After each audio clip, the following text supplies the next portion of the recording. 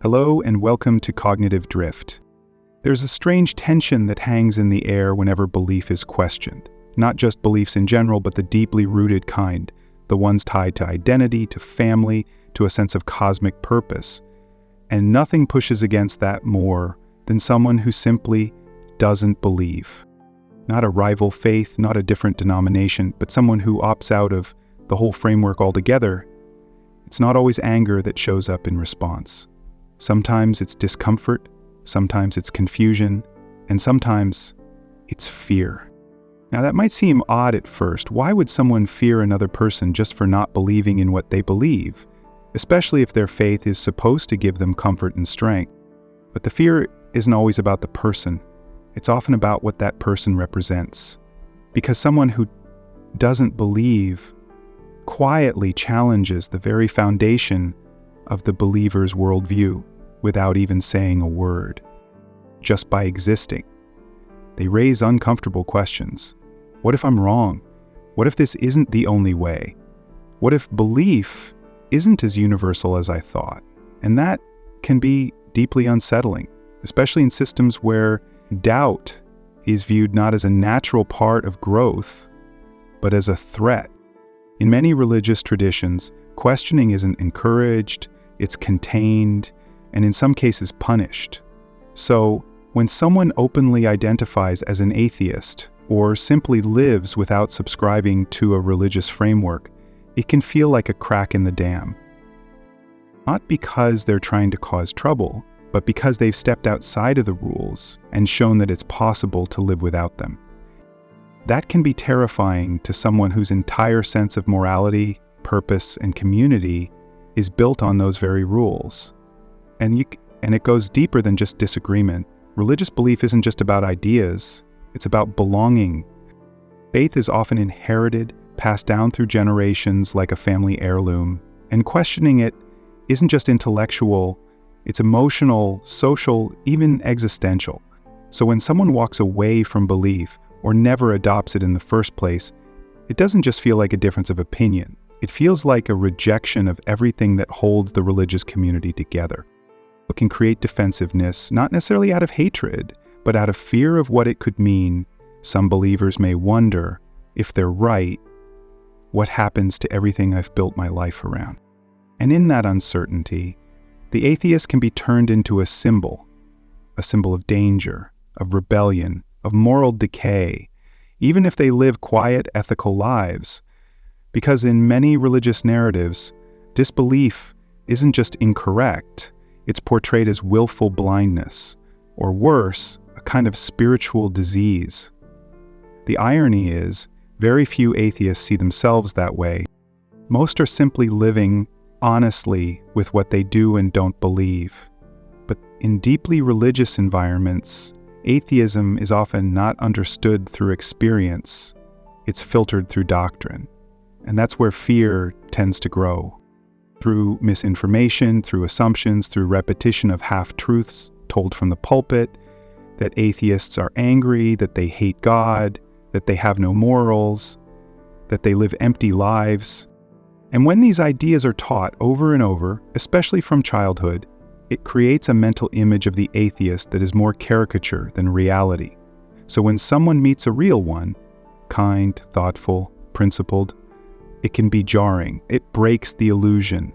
And that break is where fear and fascination often collide. Because at some level, they realize the stories weren't accurate, and now they have to confront something new. That a person can be good without God. That meaning can be found without Scripture.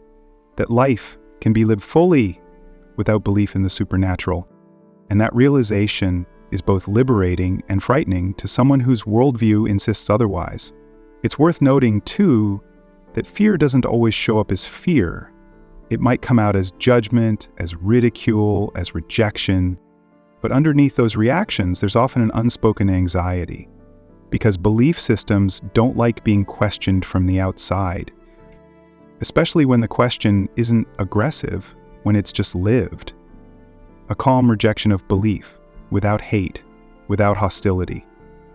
That's harder to deal with than loud criticism, because there's no easy enemy to point to. no clear other to condemn, just a fellow human living with different convictions. And that human presence often does more to challenge belief than any argument ever could, which is why in some religious circles, there's an effort to otherize atheists entirely, to paint them as lost, misguided, even dangerous.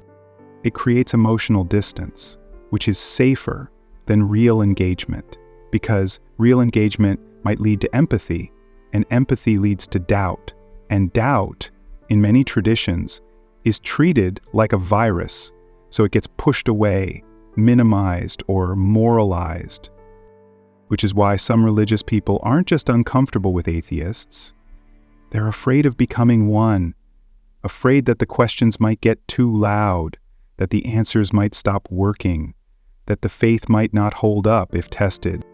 So it's easier to fear the questioner, to fear the one who walked away, to fear the mirror they hold up. A mirror that doesn't reflect evil or rebellion, but simply freedom. Freedom to choose belief or not. Freedom to live without an invisible watcher. Freedom to be human without divine permission. And that is the quiet truth at the center of the fear. It's not about hating atheists, it's about fearing what they make possible. That belief isn't the only path. That morality doesn't need a supernatural source. That life can still be full, meaningful, and deeply human without religion. It's important to understand that this fear doesn't always come from a place of malice. Sometimes it's simply the product of unfamiliarity. In highly religious cultures, many people grow up never really knowing someone who doesn't believe. And if they do, it's usually from a distance, through stereotypes, secondhand stories, or warnings from authority figures. So when they finally encounter someone who openly rejects religion, it's not just new, it's foreign. And as with many things that feel foreign, the default reaction is often caution or suspicion, because it threatens the comfort of what's familiar. That reaction gets even stronger when religion is tied to national identity, family loyalty, or community belonging. When religion isn't just what you believe, but who you are. In those cases, an atheist doesn't just represent disbelief, they represent potential disloyalty to the tribe, to tradition, to the group that gave you your place in the world. And that can create an emotional backlash, not because the atheist is doing anything wrong, but because their very presence breaks the illusion that belief is universal, or worse, necessary. And it doesn't take loud debate to trigger that reaction. Sometimes just quietly not participating is enough. Not praying at dinner, not attending the service, not quoting scripture when everyone else does. Even these small choices can spark defensiveness, because they make belief feel optional. And optional belief is weaker than mandatory belief. It means people are choosing it or not choosing it. And that opens the door to reflection, which can be empowering or terrifying, depending on how fragile the belief is. There's also another layer here that's rarely talked about. Some religious people don't just fear atheists because of what they reject. They fear them because they seem happy. This might sound odd, but it's real. Many are taught that life without God is supposed to be miserable, meaningless, a descent into chaos. So when they meet someone who left religion and didn't fall apart, it forces a reevaluation, especially if that person is thriving, building relationships, doing meaningful work, raising children, being kind, contributing to the world, without ever once turning to prayer. That doesn't fit the story many people were told. And when reality doesn't match the story, something has to give. Either the story gets adjusted or the person becomes a threat. And too often it's easier to see the person as the problem. That's why fear can sometimes turn into hostility, because it's a way to preserve the narrative. If the atheist is arrogant or immoral or just plain wrong, then the story stays intact. But if they're thoughtful, compassionate, honest, then the cracks begin to show. And that's when belief starts to feel exposed. Now, not everyone reacts this way. Some religious people are open, curious, even grateful for dialogue, but in many communities, especially insular or fundamentalist ones, the fear of atheists is deeply rooted, not because of anything atheists have done, but because of what they refuse to pretend. And in some ways, that's the most threatening thing of all, because religion relies, to some extent, on shared assumptions about truth, about morality, about purpose. When those assumptions go unchallenged, they feel like facts. But when someone steps outside them, they reveal their fragility. Suddenly it becomes clear that those truths aren't universal. They're inherited, contextual, sometimes arbitrary. And once you see that, you can't unsee it. That's why some of the strongest fear comes not from outsiders, but from within. People who used to believe, who now don't. They're not enemies of the faith, they're former insiders, which makes their departure feel personal, like a betrayal or a warning.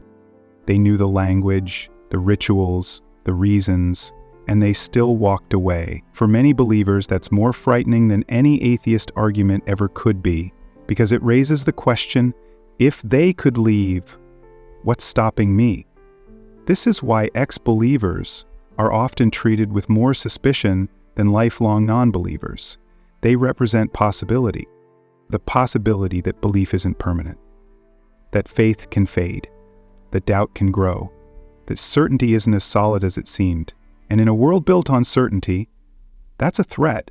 But fear doesn't always stay hidden. Sometimes it shows up in laws. In countries where religious majorities hold power, atheists are often denied rights, discriminated against, or silenced altogether. In some nations, identifying as an atheist can cost you your job, your family, even your life. This isn't paranoia, it's documented.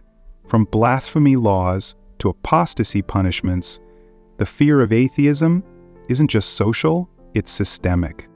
Because when belief is tied to power, disbelief becomes dangerous. Not because it's violent, but because it refuses to bow. It says, I don't accept your rules just because you say they come from above. That's a radical position, especially in places where obedience is demanded, not earned. Atheism, in that context, becomes a quiet revolution. It doesn't need banners or marches. It just needs people living without fear, without gods, without the illusion of absolute authority. And that terrifies those who depend on that illusion. Because once people stop believing they need permission to think for themselves, they tend to keep doing it. And that doesn't stop with religion. It spreads into politics, education, ethics, everything. Which is why fear of atheists isn't just personal, it's also institutional. Because systems built on unchallenged belief collapse under honest doubt. But here's the twist. Most atheists aren't trying to tear anything down. They're just trying to live authentically, to speak what they believe, or don't believe, and build a life on that foundation. The fear doesn't come from what atheists do. It comes from what their existence implies. That belief isn't inevitable, that it's not the default, it's a choice. And choices come with alternatives. Alternatives that don't include gods, or scriptures, or eternal rewards. Just this life, right now, as it is. That's what many religious people fear most. Not being proven wrong, but being shown that they're free to choose, and that maybe they already did. Here's also something else to consider, something that doesn't get discussed very often. When someone is raised with the idea that morality comes from God, that without divine authority, people would lie, cheat, steal, or worse, then the very idea of someone who doesn't believe in that God, but still lives ethically, is almost incomprehensible. It breaks the formula, because if goodness only comes from belief, then unbelievers shouldn't be good, and yet they often are. They raise families, help their neighbors, donate to charity, tell the truth, respect others, without any fear of eternal punishment or hope of divine reward, that's not just confusing to some believers, it's threatening. Because it forces a rethinking of where morality actually comes from. Maybe it doesn't require a holy book or a higher power. Maybe it comes from empathy, experience, the understanding that other people matter, just like we do. And if that's true, then religion doesn't have a monopoly on goodness. It might not even be necessary for it. That doesn't mean all religious people are immoral or that all atheists are saints, but it does mean the old equation, God equals good, starts to break down. And when that happens, the fear isn't just about atheists anymore. It's about the whole structure that kept those assumptions in place. That's why even asking questions about religion can be so uncomfortable for some people, because underneath those questions is the possibility that belief isn't the source of our humanity, that we're capable of kindness, compassion, courage, all on our own, and that scares people who were taught otherwise. Not because it's wrong, but because it might be right. And if it is, then what was all the fear for? All the guilt, the shame, the rules. If morality doesn't need divine command, then what does that say about the systems built around enforcing it? It says they're optional. And optional systems are easier to walk away from. That's why the fear isn't just about atheists living without religion. It's about what happens if others realize they can too, that maybe belief isn't holding the world together. Maybe people are, maybe we always have been. And once you see that, once you realize that goodness doesn't need supervision, it's hard to go back. Which is why, for many believers, it's safer to keep atheists at a distance, not because they're dangerous, but because they're living proof that belief is not required for decency, that the human mind doesn't collapse without a God to guide it. In fact, in some cases, it becomes freer, clearer, more honest. That's not a threat to humanity, it's a threat to control. Control through fear, control through obedience, control through the idea that we're broken without belief. But if people can be whole without religion, then maybe we were never broken to begin with. That possibility is powerful, and anything powerful will be resisted by those who benefit from the current order. So the fear continues, not just in private hearts, but in public institutions, in courtrooms, classrooms, even in legislation, where the very idea of nonbelief is still met with suspicion. In some places, atheists still can't hold office, or are viewed as inherently untrustworthy, not because of what they've done, but because they don't swear allegiance to a higher power, as if that alone disqualifies someone from having principles. It's not about behavior, it's about allegiance to the idea that morality must be borrowed from something outside ourselves, and that anyone who refuses to borrow it must be dangerous. That assumption runs deep. But here's the truth. Most atheists don't want to impose anything. They don't want to convert anyone. They're not trying to destroy religion or mock belief. They're just trying to be honest with themselves and live in a way that reflects that honesty. And that's what makes the fear feel so misplaced. Because it's not based on reality. It's based on projection. On years of hearing that belief equals goodness and disbelief equals chaos. But when that belief is challenged by quiet, thoughtful people who live ethical lives without gods, the story starts to fray. It reveals itself as a narrative, not a truth. And people don't like losing their narratives, even when reality is more generous than the story. That's why some of the most defensive reactions come from people who sense deep down that the story might not hold up. They know that atheists aren't monsters, they've seen it with their own eyes, but it's easier to protect the story than to confront the dissonance, so the fear continues, until it's examined, until someone takes the time to separate truth from tradition, to meet real people instead of clinging to imagined enemies. Because fear thrives in silence, in distance, in stereotype. It shrinks.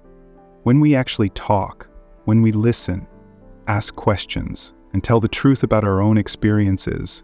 That's how fear dies, not through arguments, but through understanding, through exposure, through seeing that the person across from you isn't trying to dismantle your world. They're just living in theirs, without pretending to believe something they don't, without pretending to know what can't be known, without pretending that doubt is something to be ashamed of. And maybe that kind of honesty is what's really being feared, because it's hard to argue with someone who's not trying to win, someone who's not selling anything, just living. Not with certainty, but with clarity. Not with answers, but with integrity. That's what makes fear lose its grip. When we realize the people we were taught to fear are just people, thinking, questioning, caring, just like anyone else. Sometimes, fear doesn't come from a sense of threat, but from uncertainty. And atheists often represent a kind of uncertainty that religion was designed to erase. Because one of the core functions of religion, beyond rituals, beyond community, beyond stories, is to give answers, definitive answers to the biggest questions we can ask.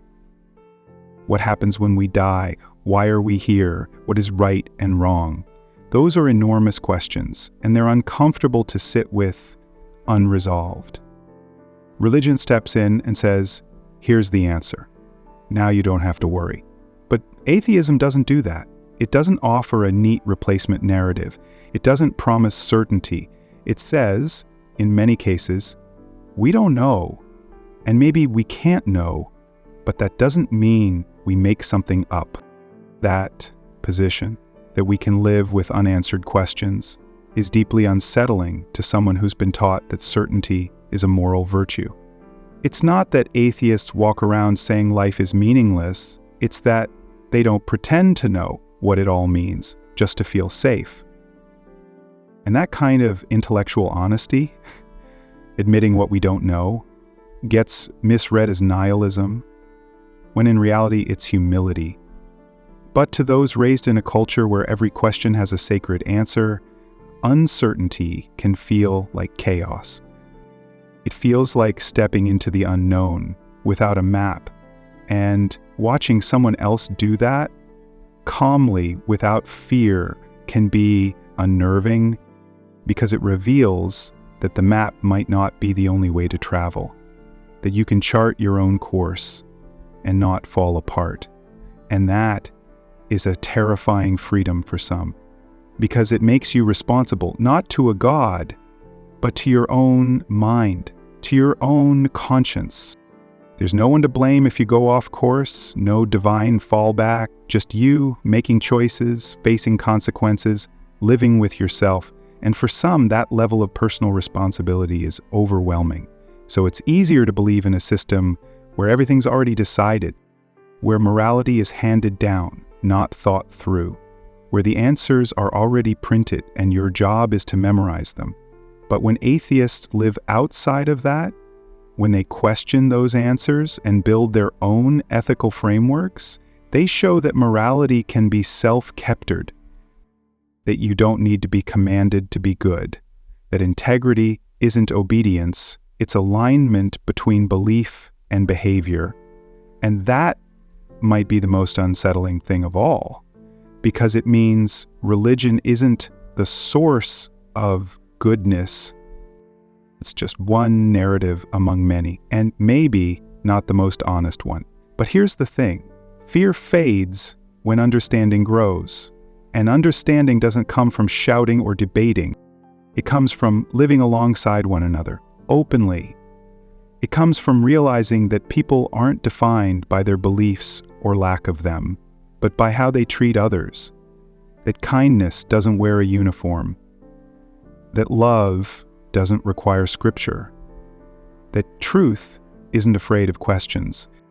And the more we see that, the less reason there is to fear anyone, whether they believe in one God, many gods, or none at all. Because deep down, most of us want the same things: to live a meaningful life, to be understood, to be free from fear. Atheists aren't trying to destroy that. They're just trying to live it in their own way, without pretending to know things they don't, without claiming special access to truth, without using faith as a shield from complexity. And in doing that, they challenge a very old idea that without religion, people are lost.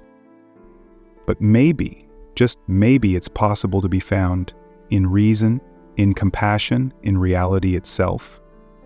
Not in fantasies about heaven or hell, not in fear of punishment or hope for reward, but in the simple, honest act of living with your eyes open.